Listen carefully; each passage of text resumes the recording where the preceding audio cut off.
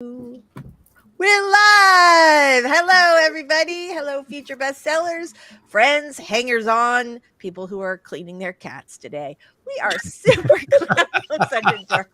We are super glad to see you guys today. Ta-da. All right. Okay, I love this. Caro has already, because she is next to me, so she's in charge of keeping me on track today. First, remember to start the warm-up sprint at the 10-minute mark. Will do, Caro. And I think that's a promise that I may or may not break, but you're going to keep me on track, and that's going to be awesome. Okay, so we're super glad you guys are all here today. We are going to go around and do some quick intros, but I'm super excited about our topic today. Book launches. What's good? What's bad? I'm working on a big book launch this week. I shouldn't say that. I'm working on a big book launch plan this week. And it really has me thinking about all the things that are really effective, all the things that are not effective, and how you can do a book launch approximately 8 billion different ways. And so and we all have some stuff we are, thinking about, wondering about, have advice on, have questions about. So that's what we're talking about today. All right. So before we get started, let's go around the circle and have everybody do their intro. I'm going to start with Michelle and we'll go around.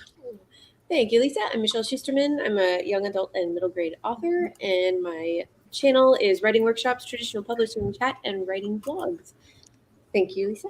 Thank you for being here. Wow, that was so formal. Very fancy here on the show. Okay, so story detective Robert Jones, tell us a little about you and your awesome channel.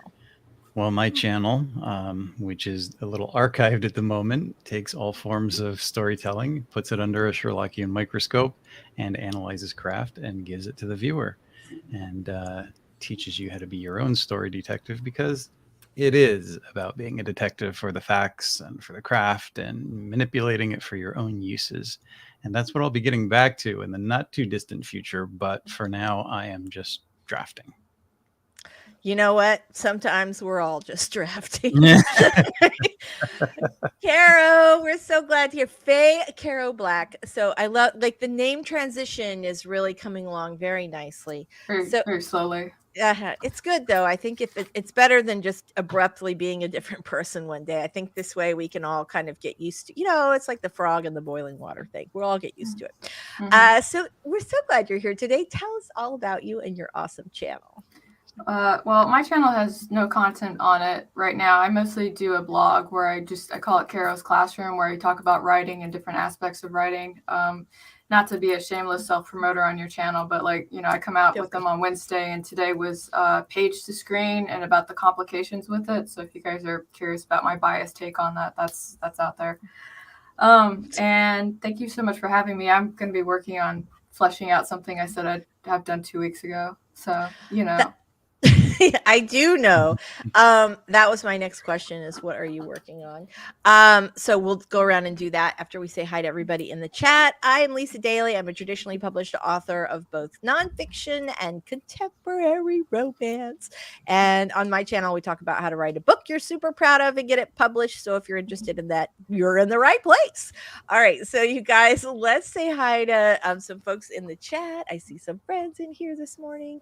And then we're going to go around and talk about what we'll be working on today, and we're going to get rolling. But I'm super excited about our conversation today, which is all about book launches and what we think works, what we've seen success with, what we don't have any idea if it works, our feelings on social media as a book launching tool, etc. All right. Okay. Yeah, it's going to get spicy, this conversation. All right. So Claude is here. You didn't specify which hour for the 10-minute mark. Oh, Claude, you know me so well. All right. Very, very nice. We're glad to see you. And Music for All is here. It's like a pirate, Matt. 10 marks the spot. You just dig wherever you see a 10 and hope for the best. True. That's right. Y'all do have jokes today. And I'm here for it. I'm here for it, baby. All right. Michael's here. Speaking of bringing the jokes, we are very glad to see you today, Michael. JC is here. Hello, JC. Glad to see you this morning. Hello, cool gamer. We are very glad to see you. All right. I'm so sorry. Okay. If I had prizes to give out right now, you would totally get one. Oh my gosh, that's awesome. Amy Rowe, it's so Hey, hello, Amy. We're very glad to see you. I'm so delighted that you are here today because our topic today is book launches, and as you know, I'm working on a book launch which involves you. So it's kind of fantastic that you're here today. I'm very glad to see you. Hello, Marty Mary. We're very glad to see you. Lyssandra's here. Hello. We're super glad that you are here today. All right, you guys, look at this 11:08. Oh my gosh. Could I actually make it? Maybe, maybe not. Here's the challenge. Ready? The challenge is I do not have my timer up here. Yeah, I was about to say, how many windows do you have to close? Several. Okay. Oh, wait, but it's in my it came up on my list. What? Saved. It's still 11:08. We'll see if I can make it happen. Maybe, maybe not. All right, it's going on its own. Okay. I'm doing it. All right. So here's what we're going to do, you guys. We're going to do our 5-minute warm-up sprint. We're going to get our drinks. We're going to open up our docs that we're going to do. We're going to take some notes if we want to do that. Who knows what we want to do. And our little timer is going to get started. Let me just make this a great big screen. It's 11:09. I'm actually going to make it today. Let's start our warm-up sprint in 3, 2, 1.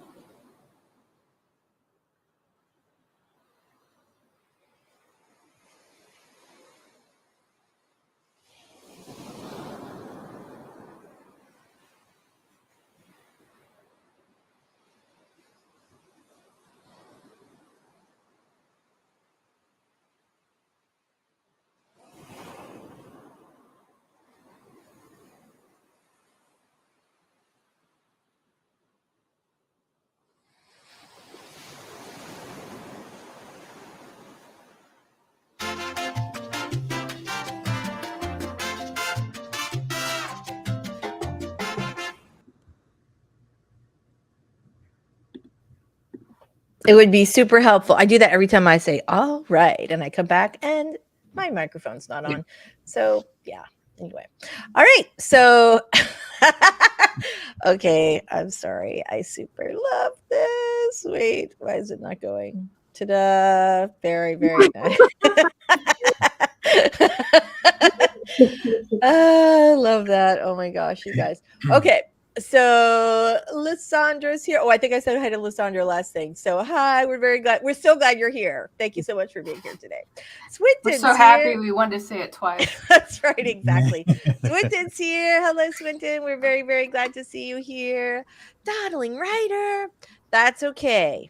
You did miss the warm-up sprint. That's all right. You can just warm up while we chat. Like this. Do your calisthenics, get your water, and we'll be all ready to go. Okay. Calisthenics. That's like a word from like 1953, isn't it? It's not a word you hear particularly often. Does the military still use the word calisthenics? We say kinesthetics. Kinesthetics. Oh, so that's interesting too. I'm just wondering, right? That's like something your grandpa would say. Yeah, PT, mandatory fitness hour. You know, I hate running. Like, just pick anything. Just any of those things. Yeah. Are good. All right, that's good. That's good. Okay, so let's go around and talk about what we're working on today. And you guys in the chat, let us know what you're going to be working on today. Our big topic of discussion, if you are just getting here, is book launches. What works, what doesn't work, what we're doing, what we're not doing, what you think is awesome, what you think sucks. That's what we're talking about. All right, so Carol, I'm starting with you. You did tell us, but we had some latecomers. So what are you working on today? I'm working on a script that I was supposed to have done 2 weeks ago, and part of the reason I'm struggling with it is because I wrote it when I was not sleeping at night, so there's like sentences that like literally don't make any sense because I was just sleep deprived. So I'm kind of going through and wondering what past me was thinking, and I've decided that I wasn't thinking, I was just throwing words on the page. Well, that makes perfect sense. Been there and done that. Yeah, I think we all have at some point. It is funny to go back and review writing that you have done. I used to write this dating advice column for Lava Life back in the day, a million years ago. And I had a time where I was like really under a ton of stress. I wasn't sleeping. And I just remember thinking like, but I had these deadlines that I had to meet, and it was a long-term gig, so I didn't want to like, I couldn't like not do it. And so I wrote a bunch of articles where I was like, oh, this is gonna suck, but at least it's like it's at a professional enough level where I won't get fired, but I know this is not my best work. And but then years later I couldn't tell the difference. So either it was always down here, or that you're actually a better writer than you think when you're all stressed out. Okay, so Story Detective, you are working on today. I am back to drafting the manuscript of my Sherlock Holmes tale that I burnt out on several months ago and was just going in circles. And it's moving forward now. I've untangled the knots. Yay! Okay, so right before we went live, you were telling us how you untangled the knot, and I think it would be super helpful to share that. Will you tell our fine friends here? How did you untangle the knot? Well, when I went back to it, and I went back to it several times, and even after I took a break last month, going back to the page that I left off on, where my brain was in those knots looking at it, I just felt lost, because you always go back to that, little mental time machine. So I pulled out my Alpha Smart Neo, which has that small screen. If you don't know what it is, it looks like this, and it's basically a keyboard with a tiny screen, and you only get a few lines at a time. But the benefit of that is I just started retyping those chapters, and I edited on the fly. I chopped stuff out, I fixed stuff, and suddenly I was moving along, and the tangle wasn't there anymore because I wasn't looking at the page of, as Caro said, some good stuff and some confusing stuff that made absolutely no sense and shouldn't have been there. And it was much easier. So sometimes a clean draft and a change of device, I think, works really well. I think you are right on the nose with that one. Michelle, what are you working on today? I'm always excited to hear what you're working on, because sometimes it's client work, sometimes it's your passion project, sometimes something you're under contract for. So let's have it. It's just client work today. I've got an outline to finish by the end of the month. Actually, okay, so this month I have one book coach client, one like 2 ghostwriting clients. One's in the outline phase and one's in the draft phase. All 3 have hard deadlines at the end of this month. And then I'm going to see my family in Seattle with no work on my plate. What? Freaking That miracle. that is awesome. This is like me taking July. Like I'm like I need a break where I don't have anything. Oh my gosh, that is Very exciting. phenomenal. And also, you are gonna just have to be poured onto an airplane seat. I think after that 3 hard deadlines. 3 hard client deadlines. Whoo, that's a crazy one. So I am also working on client work today. I have a giant book launch that I am planning and trying to sort of get all the details for and kind of figure out strategy for. So, and that is what sparked our conversation today, because what we're like, well, there are no disasters in publishing as of this morning. That may change later in the day, but let's talk about like book launch, because it's pretty stressful. Okay, can I just say I saw this. Lisa, give us a dating tip. All right. I can give you a dating tip. I can give you dating tips. I could literally be on here for like a 72-hour telethon and never do the one with the car. The one with the car is my favorite. The one with the car? Yeah. Wait. And you want to talk to your man about something. Oh, yeah. If you want to talk to a guy about something, you should do it in the car or while you're going for a walk. Because if you sit a man down and this is not all men, this is just the majority of men. If you sit down, please do not email me. If you sit down with a guy and like, I want to have a discussion, they just freeze up. But except Robert, who's a stalker, he's a sweetie. Okay, but for most guys, if they have something else to do that's not like, that doesn't require like a ton of brain power, then they generally are more amenable to a conversation. So there you go. I will also tell you another thing. Men are attracted to the scents of cinnamon and vanilla and pepperoni. So do with that what you will. Except Robert, who has no sense of smell, so I can't tell you what those things are like. And women are attracted to the smell of black licorice, which is really weird. And I find that licorice. Yeah, I know, I do too. But for whatever reason, we like perk right up when we smell that smell. So cinnamon and vanilla and even pepperoni, that makes perfect sense to me. The black licorice, and then the other smell that women were really attracted to.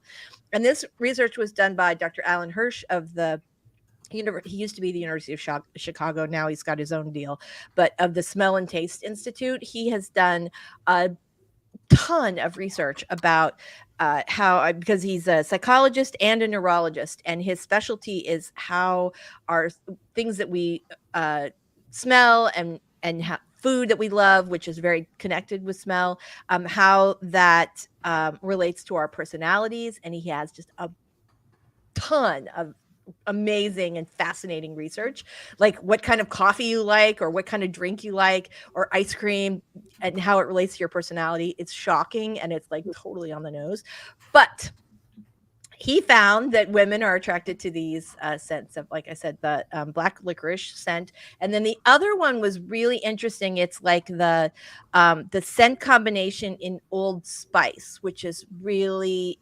fascinating to me. Because at the time the research came out, Old Spice was actually not like, that was kind of an old, like that's like a grandpa brand of, right? And they kind of rebranded it with like the cool Terry Crews, right? But yeah, I thought it was really fascinating. So anyway, all right. So those are my dating tips for today. Let's get back to writing. Lysandra working on Last Minute. Am I saying your name right? Is it Lysandra or Lysandra? Because I hate to say it wrong. So would you give me a little phonetic spelling, please? I'm sorry, my brain. A little phonetic spelling, because I do not like to mispronounce the names of any of our friends in the chat. All right.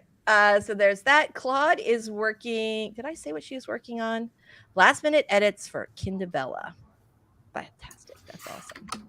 Claude is getting out of months of doubt and lack of inspiration, and I'll begin drafting chapter 2 today. Claude, we are here for you. Claude, is this the story that you workshopped on Barrett's live stream a couple months ago? Inquiring minds want to know. Yeah. I hope you're still working on it. Me too. All right. Michael says, I wonder how much alcohol there is in a hard deadline. Okay. Depends on the writer. I think Deadline is I was just about to. It's going to be some kind of coffee-based cocktail, whatever it is. Swinton says, great topic today. Hired a cover designer for my PI Mystery Series trilogy, outlining book 3, working on my book launch plan for this fall. What? Yay! That is fantastic. Yeah. So Swinton, pro tip here. I don't know if you guys know this. I used to be the director of PR for a mid-sized mystery thriller suspense publisher. And so if you are, as soon as you have your cover designs up, and if you've got your book 1 done, and I'm wondering, are you going to do like a rapid release for 1, 2, 3? Or are you going to release them apart? But if you want any coverage in the trades, like Publishers Weekly, Library Journal, Book List, etc., if you're going to send those along, it's okay to send a digital copy, but you want to do that as far in advance, like 5 months, 6 months as you possibly can. And so once you get those covers up, that's something to consider. Okay. This could say Lysandra. Is that right? Give me a thumbs up, Lysandra, if I'm saying it right. There's no R. Oh, Lysanda. Yeah. Thank you, Michelle, for Lysanda. Okay. There we go. A Music for All says sand like sand or sand like song. Yes. Okay. If it's Lysanda, and I'm sorry I said Lysandra 18 times. If it's Lysanda, thumbs up. If it's not, thumbs down. All right. Claude, Michelle, I don't remember. I started so many stories or versions of it, but now it's the real version of it, hopefully. Ooh, I hope so. The version you read was extremely good. Oh, that's fantastic. All right, Claude. Now you got a little pep talk there from Michelle. That is absolutely fantastic. Very, very nice. Yay, Lysanda, I got it right. Okay, thank you so much. Okay, very, very good. And with that, I feel like we're going in with a win. Let's go ahead and start a 20-minute sprint. And when we come back, we are talking book launches. So if you guys have questions about book launching, if you have things that are that have been effective for you, pop them up in the chat so that we can talk about them when we come back. All right, here we go. I'm going to pop this up here. Oh, look, for some reason, this is just starting to go without us. Dun, dun, dun. Let's go back. All right, here we go, everybody. I want to put 20 minutes on the clock. You can do this. You're awesome. We love you. All right, here we go. 3, 2, 1. Sprint.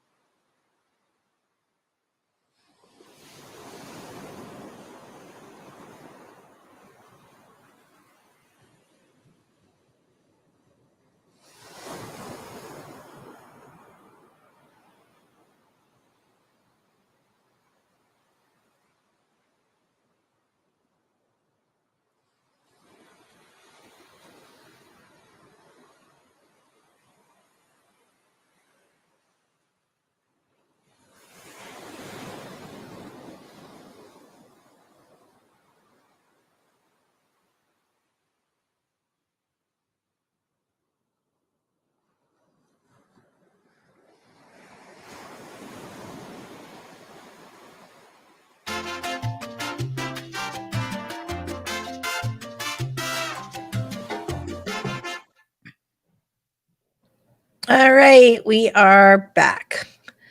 Let me just I always have like such a trouble with like doing 18 things at once. So all right, there we go. All right, so let's talk book launches. All right, so I'm a fan of doing sort of a mix of new things and old things.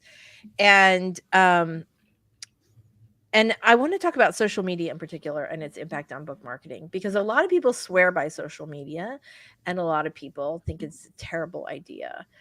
I generally find that social media, like while it is sort of a helper, I don't, unless you have like a massive following, I do not think it's like so significant that you should put a lot of eggs in that basket. Who agrees or disagrees? All the same, right? We've talked about this before, but it can be helpful. It can be great. Right.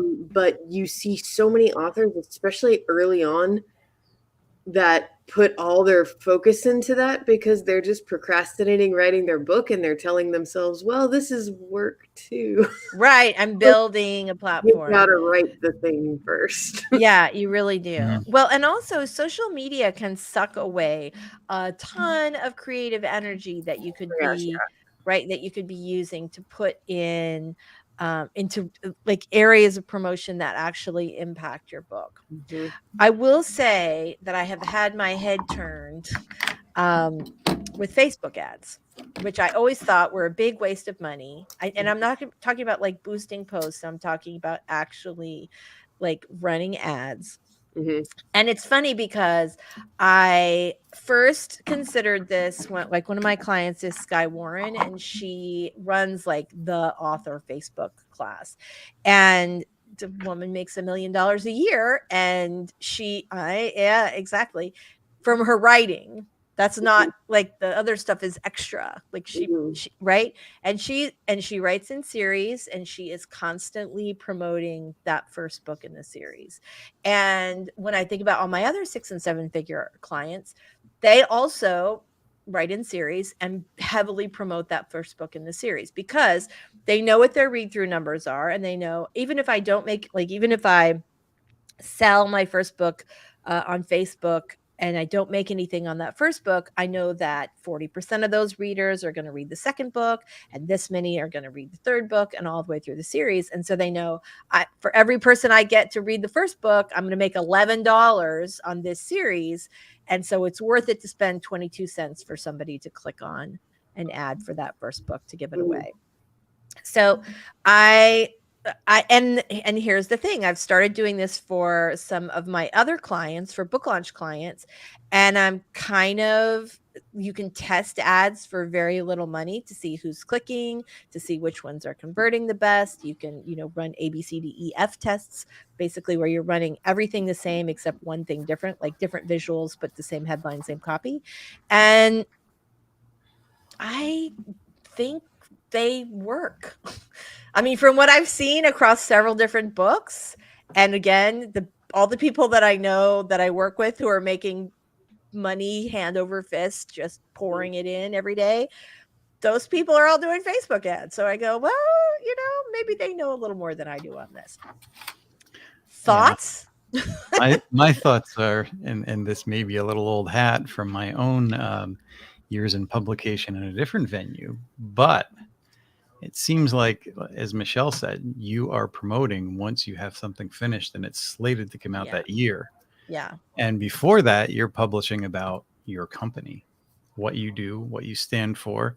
I see a lot of people looking to be what they call an authorpreneur, meaning learning all the different aspects of publishing. That's basically starting a small business or a small press and learning the different aspects of it. You're not really an entrepreneur in any part of that, but you have to learn. And what are you looking for if you're publishing other people? What does a submission guide look to you? How are you better than the next person? How are you attracting them? What are some tidbits and hints? And I see nothing of that.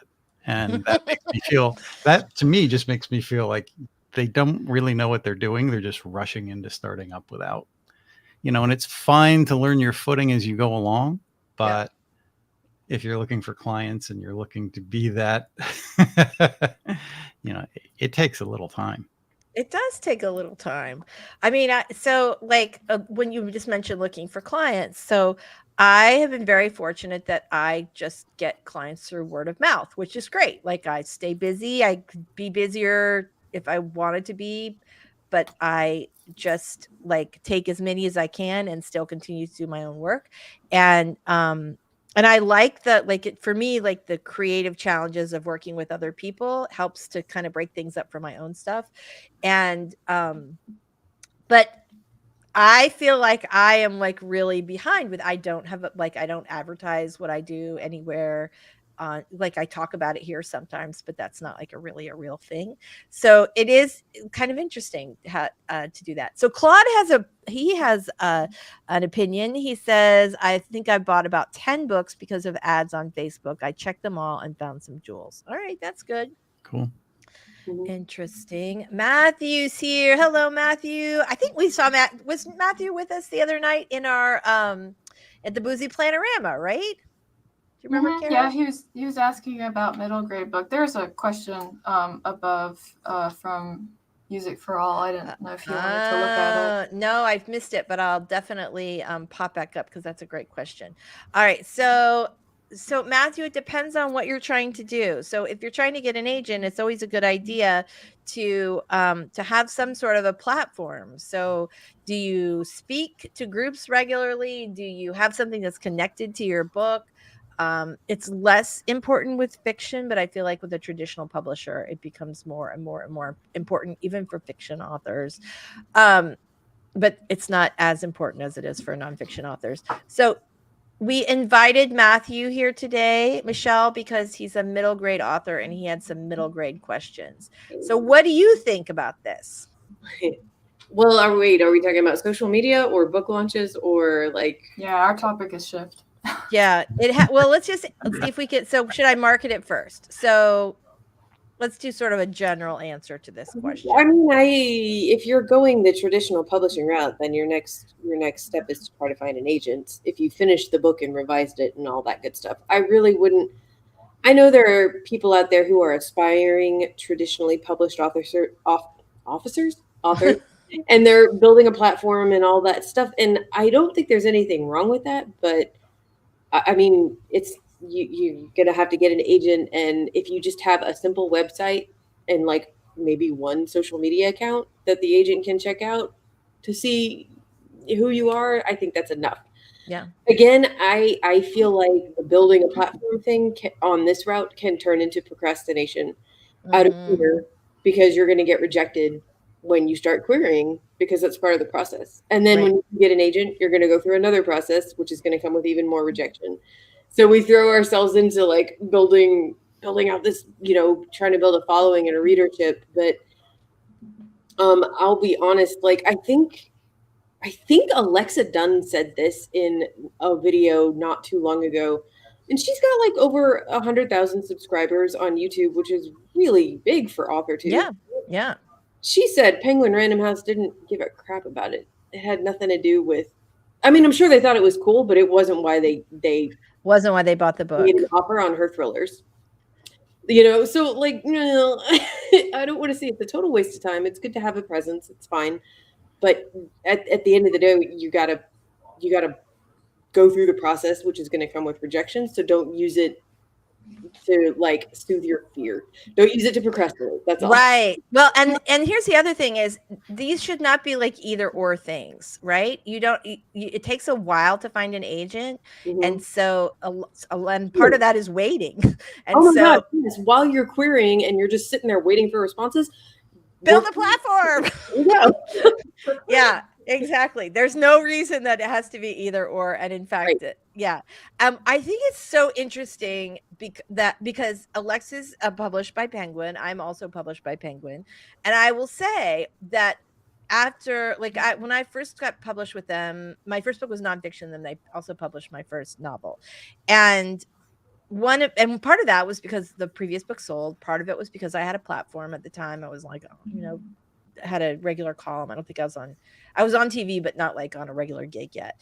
And, But the thing about that is that they were the ones who like super pushed me to like, you need to have a Facebook presence. You need to be posting every day. You need to have this. You need to have. So it is funny that has, that they would say that they didn't care about 100,000 people on YouTube, which is a huge accomplishment.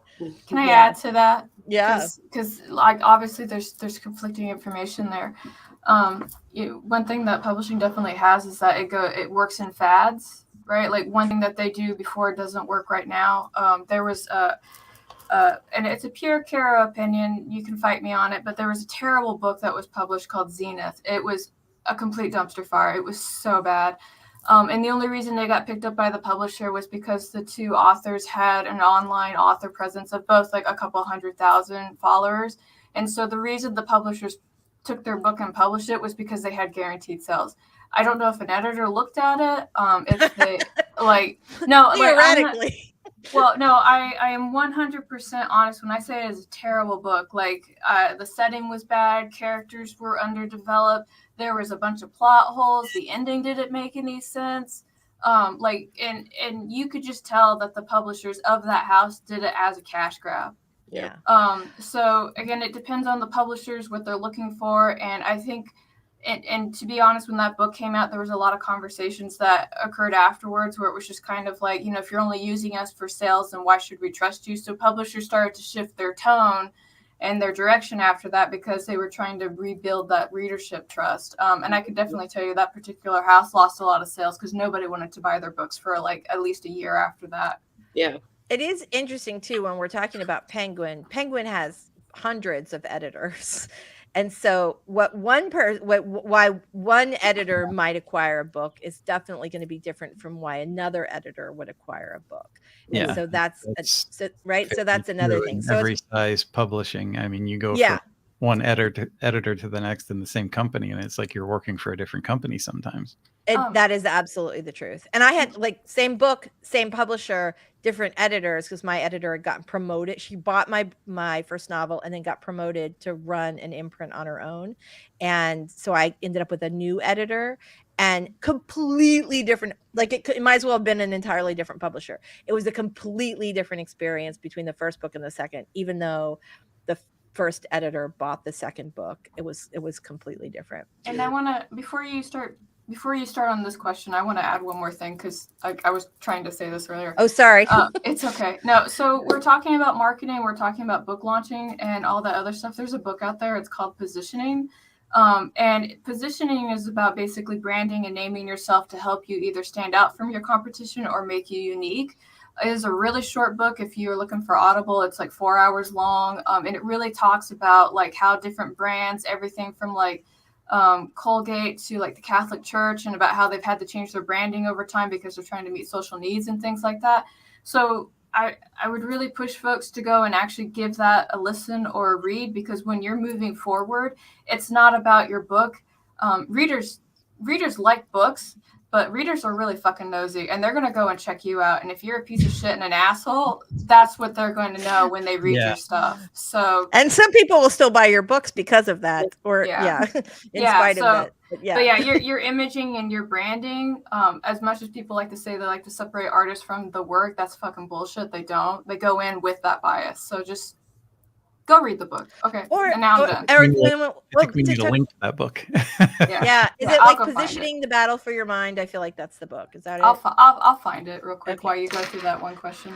So the other thing about that is that it does help, like branding can help you sort of stand out from other authors. And one author whose books I always buy, but I never like, is Ellen Hildenbrand. You guys know who she is? She had every summer, she's like sort of the queen of the beachy summer book cover, which is why I always buy them. But I never feel sad. And she's a big, huge New York Times bestseller. So I'm clearly alone in my opinion here.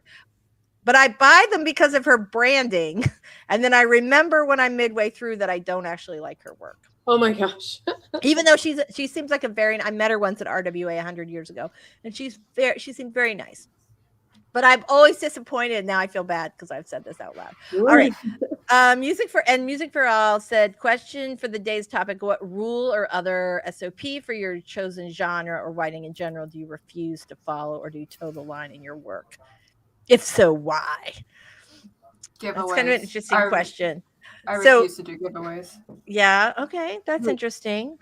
All right, well, the reason I refuse to do giveaways for pre-orders is because the people that are already interested in buying your book are going to do it anyway. And I mean, which is kind of ironic because one of the reasons that Amy and I became friends is because she actually won my first giveaway. And she didn't believe me at first. And I was like, no, you're number one. Like, I need you to give me your address. That's crazy. But one thing that I found with giveaways is that I would have like these prizes, right? I'd have them for newsletters. I'd have them for the pre-order, whatever. And I may have had like maybe 3 people enter in on it. And so for me, the money going in wasn't worth it. And it didn't really generate sales or the numbers that I was hoping for. So, and anyway, so that's why I don't do that particular thing. Okay, that's good. All right. How about you, Robert? Rule or others? I don't agree with the giveaways either. You've worked on it, put it on sale, maybe launch it at a special price for the first month or whatever, but why are you giving your work away? There's people that just grab those free books and, they never come back. Those people are never going to be your customers. So so that's interesting that you say that. So when you're talking about giveaways, you're talking about just like a random winner kind of thing. You're not talking about sending out your book for reviews or things like that, right? I'm not. Yeah, just a giveaway. Okay. Yeah. Just to like, so somebody pre-orders your book, they send you proof of a pre-order, you enter them in the giveaway, you do the random thing, and then you get a winner. Yeah, that's what I'm talking about. Oh, and so you feel like even having everybody buy it and giving a giveaway after that didn't work for you? No, I had like maybe 3 people enter, and that was it. Okay. Yeah. So I was talking about Amazon and self-publishing as a rule. They're like, if you do a series, make the first book free. So you're basically working for free on your first book, which is going to launch your whole series and career. And that's the book you're giving away.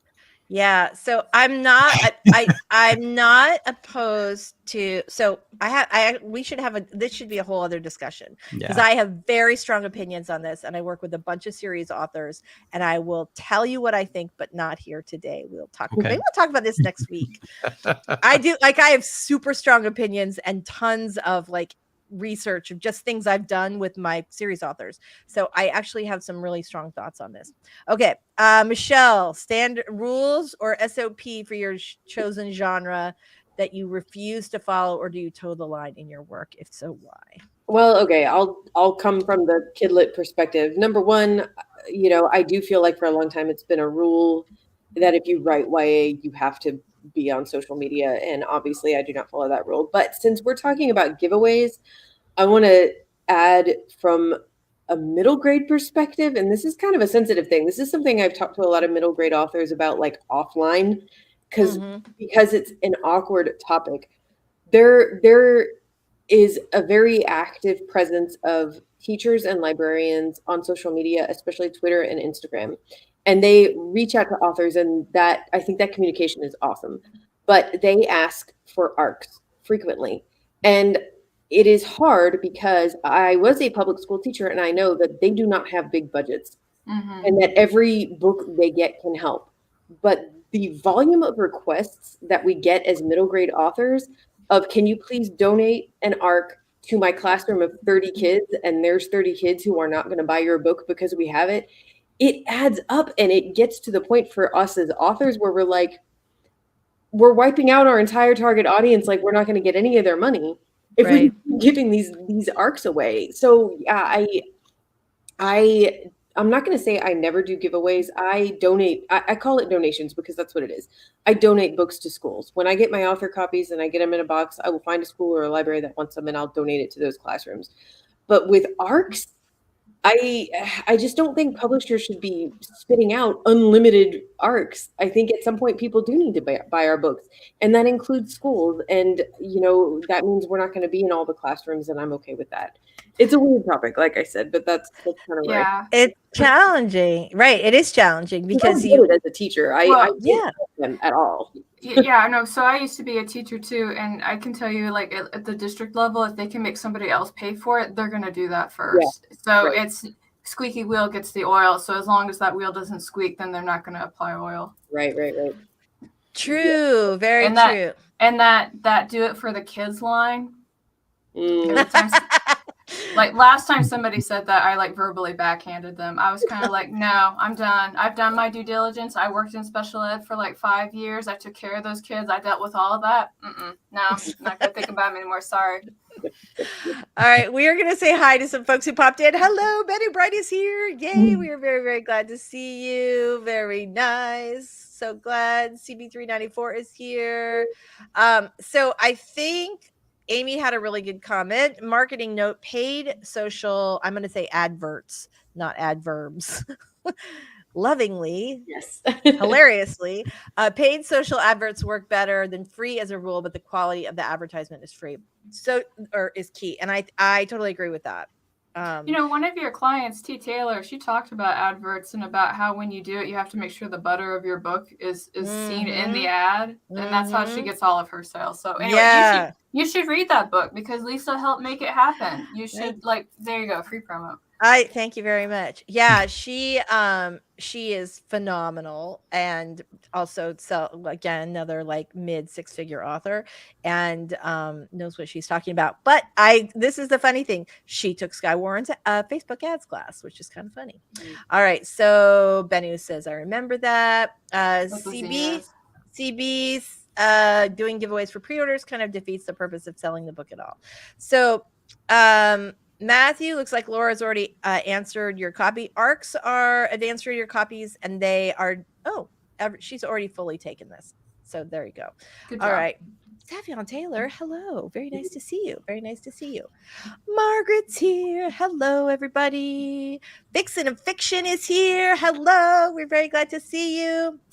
The butter. I could go on to a whole thing. Actually, Theodora and I were going to do Theodora and I were going to do a video on this, and we just have not had a chance. She's actually moving to Florida. I'm super excited. Anyway, she talks all about this in her book, 7-Figure Fiction, and you should definitely read it. It was like the first book that I had read. Well, I didn't just read it. I helped her organize it, and because she'd never written nonfiction before. And it was the first concept in fiction that I think since I started that I'd ever read or heard about that was new. She is phenomenal. You should definitely read the book. I think it's like $5. It's totally worth it. All right. Building a website for a newsletter. Any tips on how to get people to visit the website? We will talk about that in a future topic because I do want to talk about launches since that's what we promised. The butter. You know what's so funny? That's exactly how she says it. Butter. Yeah. It's one of those things where it's a little bit complicated to understand, but then once you get it, you totally get it and you see it everywhere. So I have an opinion on giveaways, and then we're going to go do our next 20-minute sprint. So here's the thing. I am all in favor of doing plenty of ARC giveaways, digital giveaways. And I also am in favor of doing giveaways, not tons of giveaways, but a couple of strategically timed giveaways for your newsletter subscribers. So people who are already loyal to you, who open your newsletters, who push that button. I think it can be a good way to get them engaged, because the more engagement you have on your newsletter, the better the deliverability is. And also you want them to feel like you are giving them sometimes something and sometimes they're giving you something, right? And so I think a giveaway, especially when you have something exciting, these are people who are like your core group who are going to run out and push that buy button, and giving them like a signed ARC or a signed copy of the book, like one out of several thousand people. I think that's a good idea. I think it's a good way to reward the people who are already loyal to you. But I think that if you want to open that up to social media people, then okay. But I think that if you're just looking at a giveaway to drive sales, I don't think that works so much anymore. So, and what if you have a following as big as Alexa Dunn, where you have like tens of thousands of people and you don't want to give that away? Do you give like the first chapter, like the Amazon preview, just so they have something to read? Yeah, Nora Roberts does that in her newsletter. She gives away the first chapter of every new book she releases. Like, that's it, to get people engaged. People are going to buy that book anyway.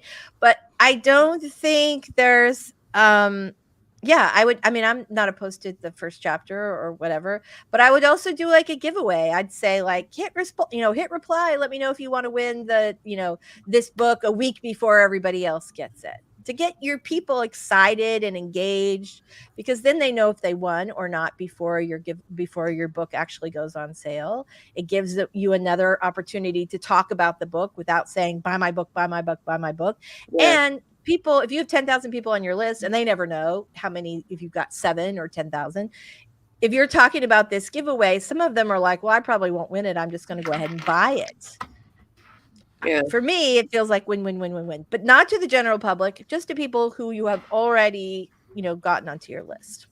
Can I add one thing? Because Yeah. I see that the most recent comment down there, arcs are a little like movie previews. The arc is the whole book. It's not a preview. You're getting the whole story. But you just reminded me of something. I think it was Source Books did. This was at BookCon. This was like pre-pandemic. I think it was like 2018, 2019, where instead of at BookCon, all the publishers bring out just gazillions of arcs and give them away. It's like ArcFest. Mm-hmm. Source Books did have some arcs, but for a lot of their books, what they did is they printed up these really nice bound covered 3-chapter previews. So you could get 3 chapters of books, and they were just throwing them out like candy. And I thought that was such a better idea than the arc, because That's exactly what comic books do. That's a preview. That's a preview, and that's going to get somebody, if they're really into it, to actually buy the book. Right. I wish more publishers would do that. You know what's so funny is we actually did that with I just did it when I was initially promoting 15 Minutes of Shame, where I gave away the first 5 chapters of the book, because there's a big like hook moment. Like, once you get to that chapter, man, you got to find out what happens next. And I put it up, and my publicist at because of course I'm definitely of the it's better to get forgiveness than permission school when it comes to working with a publisher. And this was both as an employee of a publisher and as an author. But again, this was with Penguin, and my publicist was like, what? We can't give away that much of the book. But I cannot tell you how many sales we made from that preview. Yeah. Because we would have it. The buy button was right at the end of the preview, and people, like, they got that far and they were hooked. Yep. And if they didn't get that far, well, then they weren't pissed that they bought a book they didn't like. But like, but the click-through rate on that preview was like insane. And I think there's something really to that. Absolutely.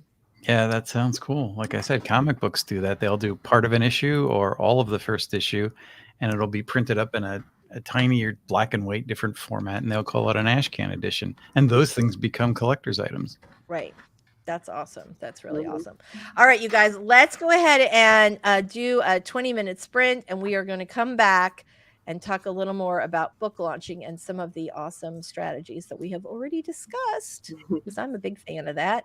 All right. Oh, I have to share this, but look what happened. I let it go all the way through, as I often do. All right, everybody. Hold on. Here we go. Okay. We are going to get started for our next sprint in 3, 2, 1. Sprint. There was no ado there.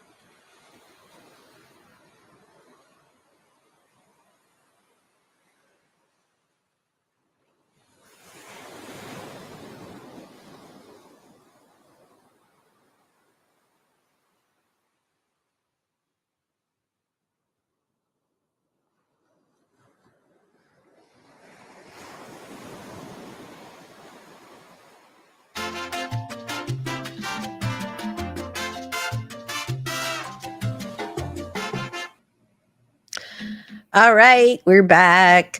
So it occurred to me that we're getting closer to the end here today, and we have not talked about a ton of book launch strategies. So I kind of wanted to do that, right? I mean, we talked a little bit. We talked about doing giveaways, so that's one thing. We talked a little bit about social media, so that's another thing. So how did everybody do in the chat? Oh, we've got T-Pen here. Hello, we're very glad to see you today. Welcome, welcome, welcome. Misha's here. Hello, Misha. We are very, very glad you made it today. Margaret had to drop off, but she gave some excellent advice about how movie premieres and showings, etc., relate to arcs. So I thought that was really fantastic. Very nice. We've got Carol dropped the link in the private chat, and I went ahead and dropped it in the big chat for that positioning book. It was the positioning book that I thought, The Battle for Your Mind, which is like if you were an ad major at any time in the last 20 years, you have read this book because it's a classic. So, all right. So we're talking about book launch strategies, which I've been doing all the way through. So I think what I'm going to do is just do, I'm going to spit some stuff out, and I want everybody to go, yes, no, hate it, love it, blah, blah, blah. And let's just see what we've got here. All right. Ooh, before we go, Shannon says, I just finished a book launch party on Barrett's channel, so I popped in here to say hi before getting some lunch. Shannon, we are very, very glad. It's funny that you're here today because we're talking about book launches. So congratulations, by the way. And yeah, so let's talk about that. We're talking about some. Here we go. Lysanda got it. Yay. So proud. I got halfway through an episode. Thanks for the sprint and the advice. You are so welcome. We are so glad you made it today. I hope you will come back. Okay, here we go. Ready? Common book launch strategies. Goodreads giveaway. Hate it, love it. In Can't advance afford of it. publication. Can't afford it. Okay. Story detective, opinion or no opinion? It could work. It's not a bad thing. Certainly, Okay. there's a lot of people over there. That's one strategy. And I think that when you said that that's one strategy, I think that's really important to keep in mind, is that you can't just do one thing to launch your book and have it work. Well, I shouldn't say that. If you have a spectacular and powerful mailing list of thousands of people who will buy your book every time you ask them to, then you probably could just do that. Michelle, Goodreads giveaways prior to publication. Love it, hate it. Loved it when it was free.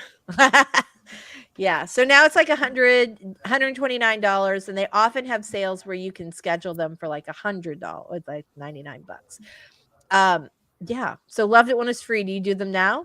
No, Does your publisher do them now? I have no idea. I don't think so. What? All right. I'll bet they do, actually. Well, I don't know. I don't like, so middle grade, I don't know how many middle graders there are. I will say like young adult, there are tons of teenagers Sure. and young adults over on Goodreads. It might not be a thing on, you're exactly right. That's interesting. So for me, I write romance, Goodreads giveaway, yes, yes, and more yes. Here's why. I like to do them pre-publication because then you get all kinds of reviews populated on Goodreads. And also every person who registers for that giveaway, it will say want to read on their little shelf, your little book. So it's like thousands of little tiny billboards for your book all over Goodreads. So I love it for that. And if you do it pre-publication instead of post-publication, all those people who clicked want to read who did not get the free copy of your book, which, you know, depending on how many you give away, all those people will be notified, hey, that book you want to read is on sale today. And I find that to be a really helpful thing. So there you go. All right. Next. This one, I'm just so other book launch strategies. We talked about social media. We talked about Goodreads. We talked about doing giveaways. And we talked a little bit about ads. I don't know what everybody voted for, though. What do you think about ads in general? Anybody? Yes? No? I've never done it, so I don't know. Okay. I don't have an opinion on it. I'm just interested to hear about others. When my first publisher, when I was with 3 Fates Press, when they did it, we talked about how she did it, and she said that it wasn't it wasn't super lucrative, but at the same time, she didn't take like an ad class or anything like that. She just kind of winged it. Mhm. So I don't know if it's because of how she did the delivery or if because like my particular book just wasn't in season, if that makes any sense. So that's something to throw out too. So Shannon had said, I don't know the effectiveness of ads without a backlist. So you can use ads for a variety of different things. But I think if you are writing in a series that constantly driving people to that first book in the series is a pretty effective strategy. But if you're selling a standalone, you're probably going to spend more money on ads than you're making, or at least a lot of the money that you're making. And so in that case, it's probably not going to be worth it. It really depends on kind of what your strategy is. So what about doing like here's an old school, old standby that all publishers will tell you should probably do. And I don't know how effective we are. So blog tour. I knew you were going to make that face, Michelle. Blog tour. Every publisher is like, oh, you should do a blog tour. So you do a blog tour. I'll watch. Yeah. I had one publisher once put together, we had a great publicist. She put together a great blog tour for our target audience because she wasn't just reaching out to like the big kind of the young librarian influencer crowd. She wasn't doing that. She got our book on like family Instagram and YouTube channels with hundreds of thousands of followers that weren't in book world at all, but the kids were talking about our book. That was awesome. Did it translate to sales? I don't think so because they didn't want to continue the series with us. But it was nice to see a real blog tour put together with very minimal work for me and my co-author. Right. So yeah. Yeah. Well, so what you just mentioned was the other thing I want to say about blog tours, which is there's sort of a downside. A lot of times with the blog tour, what happens is you end up with all these stops, right, on your blog tour, and they all involve you writing some original piece of content for the blog. And that, right, by the time you're done, you could have written an entire other book. Literally, one of my closest friends, our first books came out the same year, both middle grade authors. She did a massive blog tour, and at the end of it, she had written over 40,000 words of content. And it's like, that's a middle grade book. Are you kidding me? You could have been writing the second book in your contract. That was over the top to me. Yeah. No. I don't mind doing like a podcast tour, like where you do like the interviews. I find that to be a lot more beneficial because then people get to know you and they get to hear you respond and some rapport and stuff like that. I know sometimes blog tours can be really beneficial, but I also think it depends on what you're writing. So like blog tours for like cooking books, those do really well. Sure. Things like that, because usually you're giving a recipe from your book or you're talking about like how the recipe came about and things like that. I know SD said that she talked to somebody and they said it was beneficial. So I have questions like, what's their genre? When did it come out? Who did they go with? How active are those people? Like, there's so many factors. Right. One woman wanted me to do free content on her website, and I asked the nosy question of like, how many people are subscribed to your blog? And she's like 5. And I was like, maybe not. I'm sorry. Like, I have time.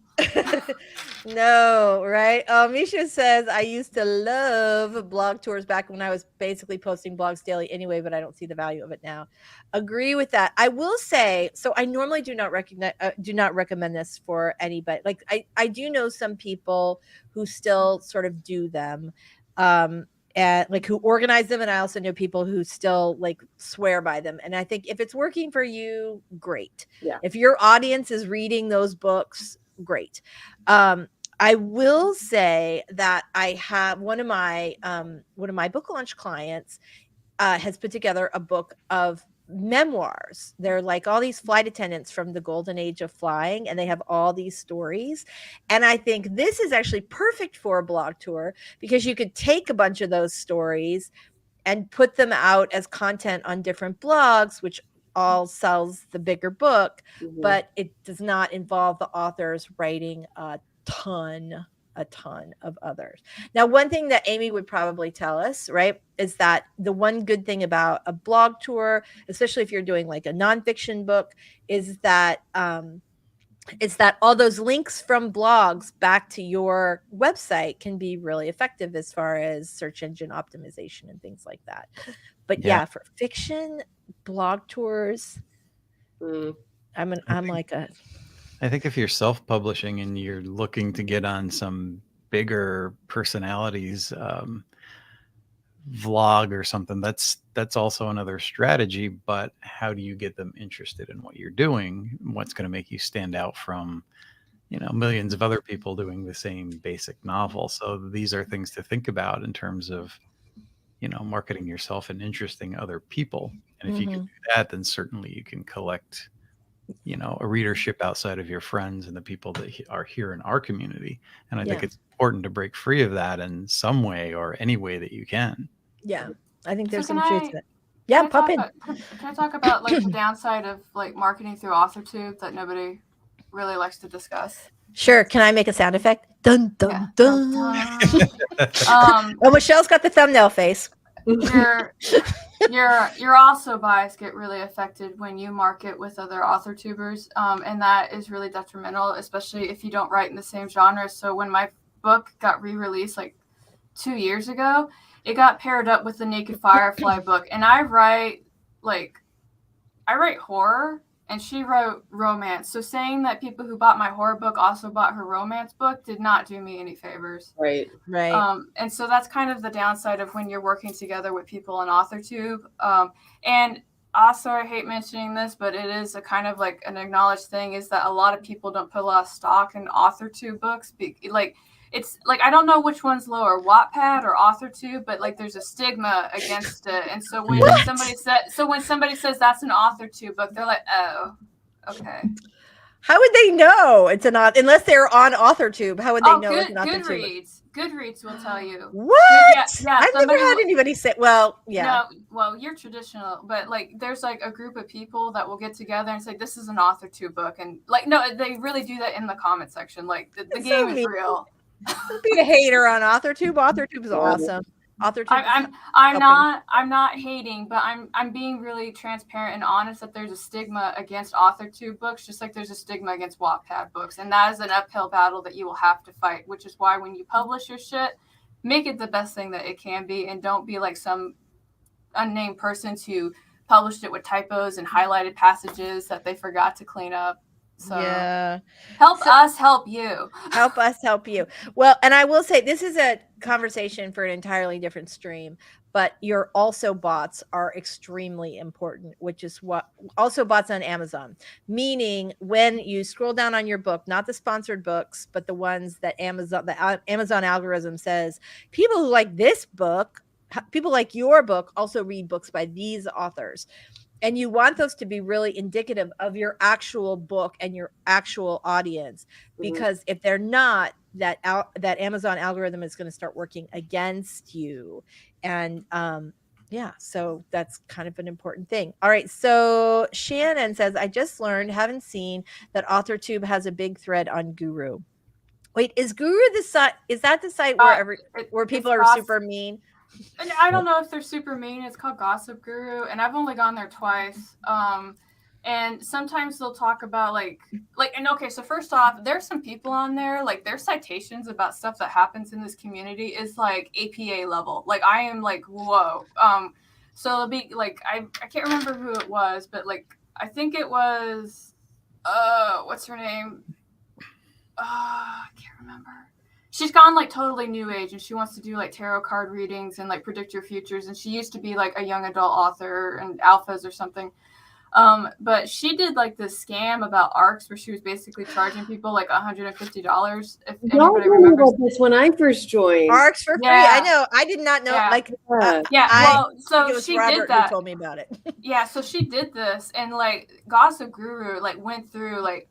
She had a couple hundred videos. They went through all of her videos. They found timestamps. They put it in there. They were fact checking. They were going through like her podcast. Like Romance Landia scares the fuck out of me. Gossip Guru also scares the fuck out of me. And one time somebody mentioned my name and I freaked the fuck out. But it was just kind of like somebody was mean to Kara. I was like, that's fine. That's fine. You can put that there. That's okay.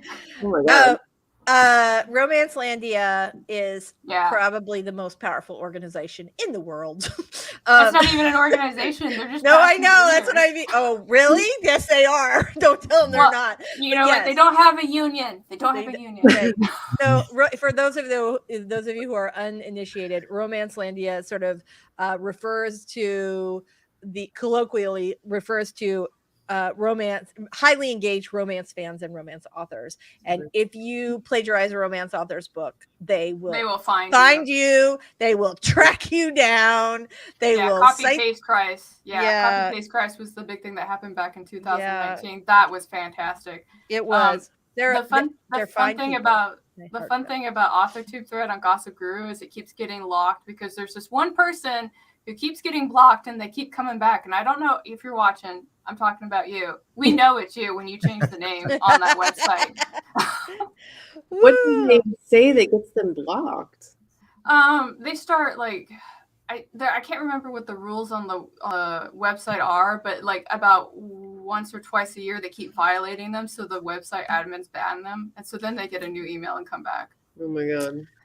Well, I will say I am a firm, would it be ascriber or subscriber to the Oscar Wilde quote, "What you think of me is none of my business." And so I will not be perusing. Please don't say anything mean, but I will not be perusing the site. I'm here for good. I never have. Georgie said she looked at it once or twice when it started getting talked about on AuthorTube, and she said, "You don't want to go there." I've gone there 3 times, and the reason I know about the one person who keeps coming back is because they talked about that person. It's like, we know you're here. That's funny. Yeah. So there's that. All right. So blog tours, except in specific circumstances. If you feel like a blog tour would be the greatest thing for your book, you should completely do that. Most authors hate them, and they are the advice of lazy publicists. I will say that. Yes. Oh my gosh. Thank you for saying that. I mean, it's talk about all of your work on the author. And that was one time I had a publicist do it. Like, this does not apply to her because she did the work. Yeah. Well, right. Okay. So this is amazing. This is the thing. Anybody who's ever been traditionally published, you have expectations going in of what the publicist will do for you. Mm-hmm. And, you know, in your first book, it was like, you know, get me on Oprah, or now everybody wants to get on Joe Rogan. And I don't know why, because I mean, I think he does occasionally talk about books. I'm not like a fan, so I don't have, but I would say that probably unless you write a certain type of book, that's probably not the best place for you. But here's the thing. You think something's going to happen, and often really not very much happens. And you realize really quickly that all this promotion stuff is on you. And then what happens is that when you have a publicist that actually cares about your book and does a phenomenal job, it's like, oh my God, like they feel like the greatest publicist in the universe because they have cared, they have taken time to think about your book, and they have maybe actually done a good job. Right there with you, baby. So yeah. So yeah, there's that. I can't tell you though, like it's been a thing where a couple of my clients have been like, can you get me on Joe Rogan? And I'm like, no, I cannot. Like, no. Like the amount of time it would take to get on Joe, like, because that he's got a massive audience, that's a really hard get. And the fact that it would not probably do you any good at all. I'm like, hard pass. Anything else? Is there any other book promotion, book launch tactic that that you guys want to talk about before we go? Street teams are always popular. Everybody's like, oh, you need a street team. So this can either be a great thing or a bad thing. It depends on the quality of your street team. Just make sure that your media kit is on point, because I was on somebody's street team and they came at me because they're like, you did a typo. I was like, I literally copy and pasted what you sent me. Like, if there's a typo, then it's on you. Like, I'm trying to support you and be a good person. And that was actually the last street team that I was on, because it ended up being like a lot more work than I really wanted it to be. Like, I was going to read the book, talk about it, post about it on Instagram, and move on. And then they were like, okay, guys, so this week your goal is to do these things, and you have to make sure that you talk to these people and make sure that you drop. Like it was like legitimately a job. And I was just like, I'm not here for this. Okay. Like, I just came to help. You know what it sounds like? I don't know if this is still a thing, but for a long time, in Kidlit at least, we would have debut groups, which is where all the authors who had a book coming out, like I was in the 2014 Kidlit debut group, and anyone who had a book coming out that year could join. And it got to feel that way. Like, some people were like weird about, you didn't promote my book on Facebook and Twitter and blah, blah. And we're talking about a group with like dozens, if not hundreds. It was hundreds. It was over 100 authors. Like, I'll do what I can for a lot of you, but I can't be a publicist for 100 people, and I don't expect every single one of you to be A publicist couldn't be a publicist for 100 people. That's too many.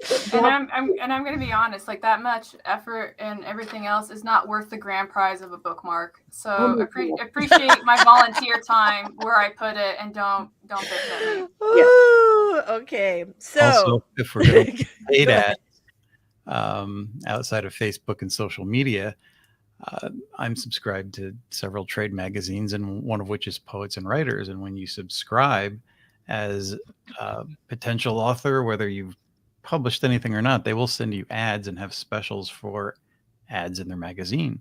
And they can range from a quarter page to half a page to full page. And some of their specials aren't really that bad at all.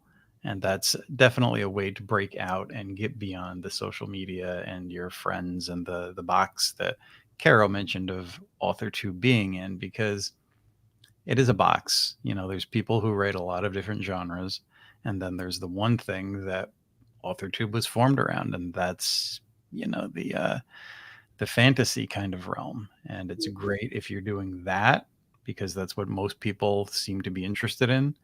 But if you're not, then it's really hard to break out, and you need to try to break out beyond AuthorTube. So Shannon says, I wish I could do anything but social media for a book launch. You can, girlfriend. You can, start pitching some podcasts. You can start pitching some, you can pitch some blogs, even though we talked about blog tours, but you can pitch some blogs to talk that have to do with your book, but are not like your typical blog tour stops. There are all kinds of things you can do besides social media for your books. You just have to be creative. All right. And Amy has some great advice here. A book launch should really start from your target demographic. What, when, where are they spending their money? I think that's true. And one other thing I want to say, Shannon, is that we all have this giant barrel, and I know people hate Goodreads and they avoid it, but it's a big barrel of readers, and that's a great place to find other readers and reviewers who are who are reading and reviewing books exactly like yours, and they have an audience, and you can make an impact there, and you can do it for free. Like, you can build a network over there that does not involve you spending any money. Misha said there's something very important about that doesn't get talked about. I love this, like the hook. What is it? Most of the people in one's network are writers more than readers, i.e. less likely to be your target reader than you think. That is true. On my social media, I still have like people who follow me from when I was on Daytime doling out dating advice. So yeah. And originally I thought, people who buy dating advice books are totally going to want to read about love. No, not true. Learn the hard way. Oh, me too. Look at that. Great minds. All right, you guys. Vixen says, true about Goodreads is just another place I'm just tiptoeing into. It takes a while to build a network there. So that's a good place to start. You can do it for a little bit of effort a little tiny bit of effort every day. All right, you guys, we are at our ending place. Let's say goodbye to everybody. Frog, Caro, Boiled, I'm going to start with you. Let's do our little outros. Can you just say goodbye to our fine friends here? Goodbye. Okay, good. My name is Caro Brown. I also write under the name of Faye Black. I've got some books out there if you want to read them, and I have a blog I post on weekly. And that's really me. I came here to work on stuff. I worked on stuff. It's not done. I'll keep working on it today. But thank you for having me. Excellent. Thanks so much for being here today. Bye, Matthew. We're so glad you showed up again. I hope we see you next week. Robert, let's hear your outro. My outro is just to be your best self and write from your heart and learn how to express it properly. And that's what I've devoted my channel to, and will be again when it comes back, and directing that various forms of storytelling, because everybody has a little piece of something that you need. And we are divided into boxes, and whatever box you're in, they have a certain snobbery that's going to hold you to. And the more that you have to learn what goes into that box, but don't be afraid to look outside of the box, because so few people that I'm looking at that, especially in self-publishing, are doing. And you really, really have to dig. Mhm. True. Absolutely true. Michelle Schusterman, thank you for being here today. Let's hear your little awesome outro. Oh God, well, I don't want to follow that. That was like It was like Miss Deep Throats from Mr. Rogers, right? I mean, it was like, well, I am Michelle Schusterman. I'm a middle grade young adult author, and I have a YouTube channel, and that is pretty much my only online presence because I enjoy it, and that is my number one piece of advice for all of this. If you don't enjoy it, don't do it. When it comes to marketing, because or just life. we don't know. Yeah, seriously, we don't know if it's going to work for your book, and if it's going to make you miserable, and if it's going to take away from your writing, or worse, increase your possibilities of burning out on writing and publishing. Don't do it. That I think is such incredible advice, because I think people feel like they have to do a variety of things as far as marketing, and that is not true. And if you don't like to do something, it will translate, like you will feel it on the other end. And I think you're right. Yeah. Do the stuff that you're good at, that you really love to do. Yes. This is my end quote for the day. You just don't enjoy life. Just don't do it. Woo! All right. Well, speaking of that, I'm Lisa Daly, enjoying life. And on my channel, we talk about how to write a book you're super proud of and get it published. And I'm so glad that you guys are all here today. This has been a really, really fun stream. And next, what were we going to talk about? Because I just said, oh, this is something we should talk about next week, and then now I've completely forgotten what it was. We had strong differing opinions about giveaways that you were like, no, but you didn't want to argue with us on the stream. So is that true? Okay, we'll talk. You said you had strong thoughts. So. I do have strong thoughts. I thought I had strong thoughts about something else. Okay, I'm going to go back and look and see what it was. Next week's topic is going to be a surprise because I can't remember what we were going to say. But you guys are awesome. Thank you so much for being here, and we will see you next week. Bye, everybody. Bye-bye.